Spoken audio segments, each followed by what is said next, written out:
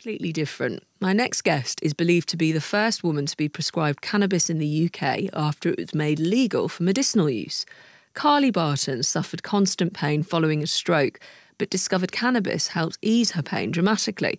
She's been prescribed the drug by a private doctor, and the NHS, though, isn't funding the treatment. The only problem is she's yet to find a pharmacist to provide the drug.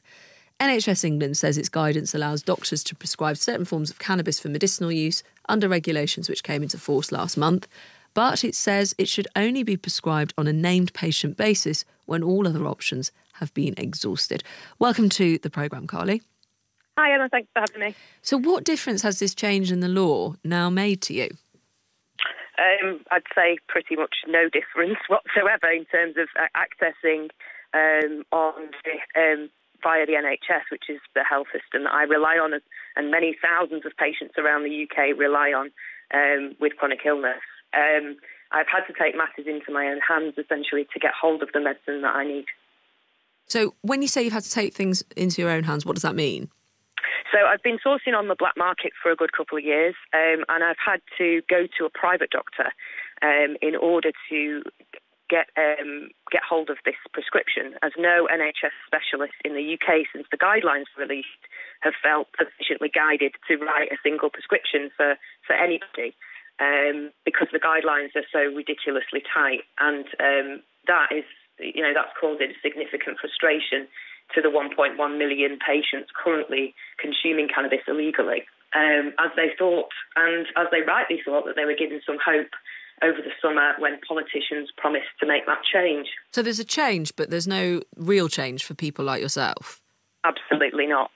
And just for people who aren't familiar with kind of what you're going through, the pain that you're in, why can't you use painkillers? Oh, so I have tried painkillers. I've tried possibly every painkiller that is on the market currently. Not only did it not work, but it also made my pain a lot worse. So opiates are a go-to for chronic pain in this country. And we've seen the devastation that has caused patients in America. Now, 70,000 patients died from an opiate overdose in America last year. There's a significant issue with the overprescription of opiates in this country, and we're not far behind the state that America is. Despite the fact that it's been proven conclusively that opiates do not work for chronic pain, and they can, in some cases, make chronic pain worse. It's a symptom called opiate-induced hyperanalergia, which is what I had, essentially. So how much is this costing you to get cannabis to help with your pain? So to get the amount of cannabis that I require privately is going to cost around £2,500 for a 3-month supply. Now, if we look at what I was paying for heavy opiates, and by heavy opiates I mean very heavy, fentanyl and morphine that is prescribed. So £30. Oh, I think we're just losing you slightly. I'm so sorry to say with your line. I'm seeing if we can figure that out. But what you just said there, I believe, in response to the question about how much cannabis is costing you or the amount that you need, £2,500 for 3 months' supply. Let me just see if I can come back to you. Is that what you were saying, Carly? Yeah, that's correct. Yeah. Okay, because I mean that's a huge amount of money. Can you afford that? Absolutely not. I'm gonna be using all of my savings, pretty much everything I have for this initial prescription, in the hope that what I can do then is go to an NHS specialist after I've proved that this medicine is effective, and ask them why, if they can give me a reason why they will not rewrite this as an NHS prescription. And when you say for the amount that you need for 3 months, and this is the cost, how much do you need? So it's quite a small amount, really. I consume 2 strains, one for the daytime, which is better for nerve pain, and one for the nighttime, which is better for spasms for me. I use a gram of each a day. So that would amount to 180 grams over 3 months. And how do you take it? I use an inhaler, which vaporizes. There's no combustion involved. There's no smoke or any tar or anything produced. It's like a little oven, and you just inhale. It's like a little inhaler. And does it make you feel high, or does it just help with the pain? Well, it contains THC, which is the chemical that is responsible for what people would say high. My argument to that would be I felt a lot more high on morphine and fentanyl than I ever have on cannabis. So do you then, with that in mind, I think that's a really interesting comparison, Do you run the risk of prosecution despite the law being changed because of the way you're having to... Every single day. And that is the reality of... That is the reality that patients in the UK are facing. Those 1.1 million people that are desperately just trying to be well are facing prosecution. Their doors are coming through in the night by police. They're facing interference from social services. The impact is significant, and it's really not good enough when these people are just patients that just want to be well. So in terms of the risks, though, that there are around cannabis and using the drug, the NHS do warn of a number of health risks, increased psychotic illnesses such as schizophrenia.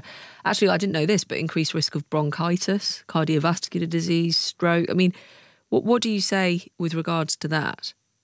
I think quite a lot of those things can be minimised, and you can use really safe consumption methods like vaporising, which negates some of those side effects entirely.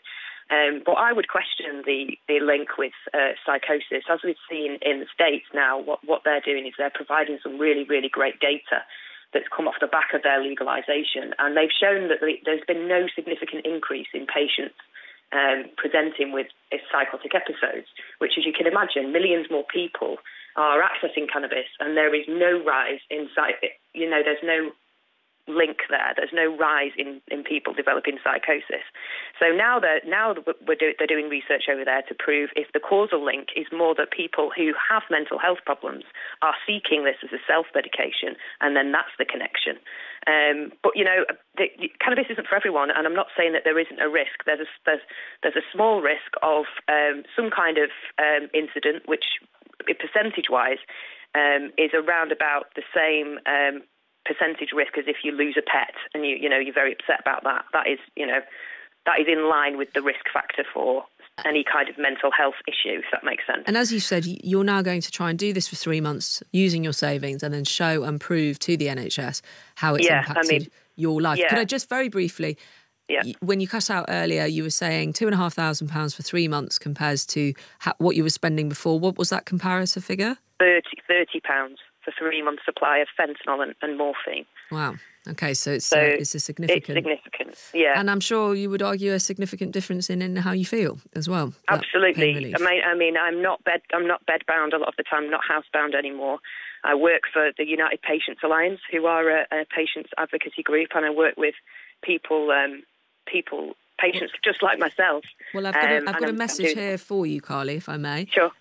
Just saying, I totally agree with your guest about pain relief. I'm in chronic pain from a mastectomy and reconstruction. Heavy drugs make me feel dreadful, and it's hardly touched the pain.